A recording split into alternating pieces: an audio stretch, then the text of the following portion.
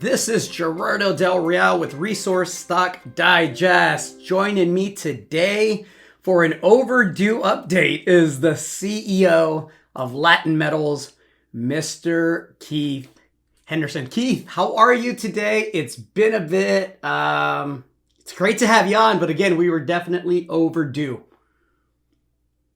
Yeah, it's been a while. It's good to catch up. Happy to be here. Well, let's get right into it. You had some news recently, and the headline read, positive results reinforce the potential porphyry and skarn mineralization at the Blanco and Tinto zones. This, of course, is one of several projects in the Latin Metals portfolio. We talked about the sentiment out there right now, and it's really two types of companies, right? Companies that are working, that have some cash, that are happy to add properties and structured deals opportunistically, and then companies that are just hoping that sentiment turns for the sake of their survival. Latin Metals happens to be in good financial shape. You have some excellent projects in some really good jurisdictions. And, let's get right into it. Let me start by playing devil's advocate. A part of why you are in such good financial position received a lot of criticism here recently. You had a loan that you structured, and I want to talk about the properties and the merit and the mini catalyst. But let's get that out of the way because I've had several shareholders ask about the loan and the way that was structured. Yeah, a few people didn't quite get it or didn't love it. Equally, quite a few people did, so a bit of a mixed reaction. And we tried to be explicit in our news release to explain it, but it's not that easy to be explicit. So, you're sitting here, let's say we've all got plans. We plan out our year. We're planning to do a raise. We get to that time when we're planning to do that raise, and the market looks like what it looks like right now. So the share price is getting hammered a little bit, just like everybody else. And, we're not in the same position as all junior companies. We're a prospect generator. It's really, really critically important to us that we prevent shareholder dilution to the maximum extent that we can. And so we had three choices. Go ahead and do a raise anyway and dilute everybody. Who cares, right? Well, we care, so we're not going to do it.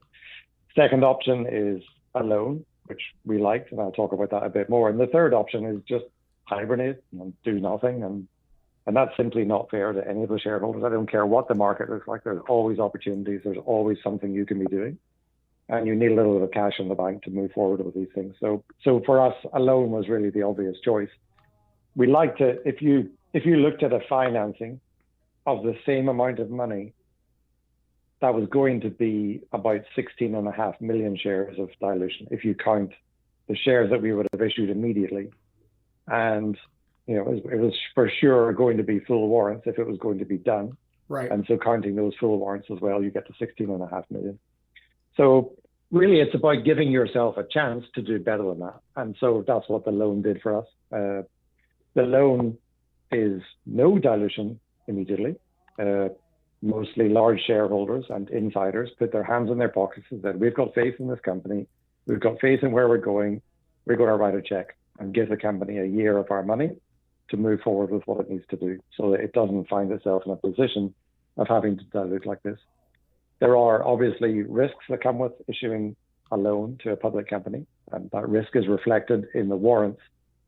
But I think that's perfectly fair. People write a check and they get some warrants in return. And frankly, if those warrants, if they're going to be in the money, that's great. And that's a little bit of money coming in later on. In terms of repaying the loan, really, it's just about, it gives us a year of runway. We get into better markets. We get a whole bunch of catalysts done. We get a whole lot of things happening that have not quite happened yet. And so let's make a leap in faith and say next year we're in a way better position. At some point, as part of another financing, we're going to have to pay off the $600,000, but it's going to be for way less shares than we would have issued if we'd done it by an equity placement right now. Like, just for an example, call it 25 cents, it's 8 million shares. And isn't that great? Like, that's exactly half of the dilution that people would have seen. And of course, there's no guarantee that we can do it that way. There's no guarantee that the market gets better. There's no guarantee that it works out that way, but we're giving ourselves the opportunity to do it better and to see less dilution. And I think that's what shareholders should try and focus on, because it's way better than just walking out and saying, to hell with everybody, we're just going to do this financing and dilute. No, listen, Keith, that's fair. It's appreciated. I always love when you come on and are willing to, take the questions that for a lot of CEOs may be uncomfortable. Let's talk about why you and the insiders that participated are so optimistic about the future of the company. And that, of course, is the quality of the projects that you have specifically. And I know you have some good ones in Peru, but we know Peru is a bit of a juggernaut right now, but especially the Argentina portfolio where you're doing some really neat things. Can we get to that part? And then let's talk about how we're going to turn the share price around and how you add value here. Yeah, look, we started the year with three major catalysts coming our way in Argentina, all of which involve drilling of our projects. We have to put our hands in the air and say that those drill projects have not yet commenced. And we can also say that it's not entirely our fault. We go down the road of being a prospect generator, and we do that for reasons that we've discussed at length on your show. If there's one downside to being a prospect generator, you don't necessarily control when things happen, right? Because your partners who are spending the money will have to go along with their own schedules a little bit. And so, yeah, we hoped that we'd have been drilling by the middle of the year, and we weren't. But that's not to say that we won't, and that means that those catalysts are still ahead of us. So here we are. We're not in a worse position than we were, and those catalysts have not quite happened yet, but they will happen, Libero are looking for a drill permit at Esperanza. And from what I understand from them, that's going well. And I understand from their news release that they've got nearly all of the signatures. They've one signature pending on that permit. So that's great news. The other really, really great news from San Juan is that although the provincial government in San Juan is pretty much pro-mining, they have had an election. And come December, there's a new administration coming in. That means there's a new governor of San Juan, and there's a new mayor coming into some of the local towns. And the news is great. These people that are coming in are absolutely pro-mining, pro-investment. So we're not going to see any negative change in San Juan. We're going to see, if anything, positive change, and that's great for the mining industry. So Libero hasn't started yet. The project hasn't got drilled yet. But we know that it got drilled in 2018. And we know that when we drilled that project in 2018, that we intersected the third best copper intersection in the world in Q2 of that year. And our intersection was from surface, and it was 400 meters, practically 387. But you get the idea. Big intersections, great grades from surface, waiting for a drill permit. Catalyst is ahead of us. There's no bad news there. And then we move on to our other partners. We've got AngloGold Ashanti working with us in Salta province, and we've got Barrick working with us in Santa Cruz. AngloGold have not yet given us the good news that they're about to start drilling, but we're talking to them regularly. I hope that I'll have an update out on what they are doing in the coming weeks. But I know for sure from the last time I spoke to them that they're planning to fly a helicopter-borne survey. That's a very expensive undertaking and shows great commitment to the project.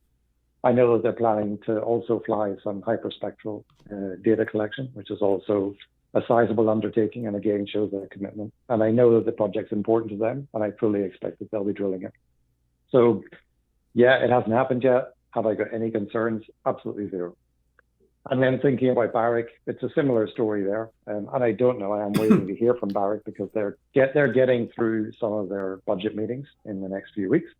And once they get through those meetings, we'll have a call and they'll be able to tell me exactly what they're doing. But my expectation, based on conversations but not fully confirmed, is that they'll be excavating trenches, and they're deep into a permitting process for that. They're also deep into a permit for drilling, and in that province, we would expect that to be issued without any difficulties or any delays. And we also think that they're going to be doing some fairly extensive IP geophysics, and that's a very expensive undertaking as well. So again, great commitment to the project. We know that they're moving towards drilling. We fully expect that that's going to happen. So here we are in a crappy market with nothing going on in terms of drilling, but we know that it's coming. And we don't know much about what's coming in the market, but we fully expect that the market's going to get better. Like, it doesn't stay like this forever. So let's look ahead and keep smiling and say to ourselves, we've got three catalysts ahead of us. we hope that those come to us in a much better market where people are excited to get into the market, excited to buy the shares and get some exposure to that. And so do we have anything going on that we need to be unhappy about? No, not really. And this market creates nothing but opportunities. And we're looking, just as everybody else is, at some of the companies that have fallen upon really hard times. And I feel bad for those companies, but companies that you go on their website and their presentation says September 2021, you've got to think that they're in some financial trouble, and maybe they got some decent assets that we want to have a look at, and that's where the opportunities are. And I think that's exactly the kind of thing that we spend a great deal of our time doing these days.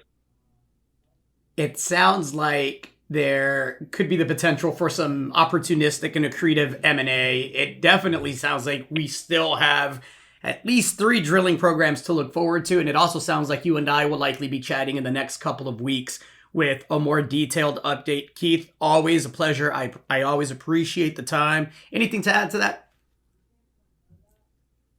Another thing, look forward to talking to you next time, and hopefully we'll have a whole ton of good news to talk about. So yeah, looking forward to it. Excellent. Keith, thank you so much. Appreciate the time as always, sir.